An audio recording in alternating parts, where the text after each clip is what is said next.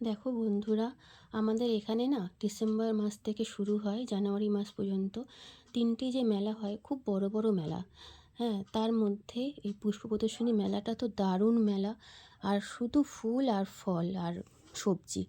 আর জানো তো, এরা না নিজের বাড়িতে ছোট ছোট টবের মধ্যে এত বড় ভালো, মানে এত ছোট ছোটই গাছ, কিন্তু তার মধ্যে হলো অনেক ফুল, ফল, তারপরে সবজি, এইসব, মানে ওরা মানে যত্ন করে জিনিসটা করে। আর এত সুন্দর লাগে না যখন পশু প্রদর্শনীটা আমরা দেখতে যাই, এত সুন্দর লাগে। দেখো, তোমাদেরও ভালো লাগবে। আমি কিছু কিছু জিনিস তুলে ধরলাম তোমাদের সামনে, কেমন লাগলো সেটা জানিও আমাকে।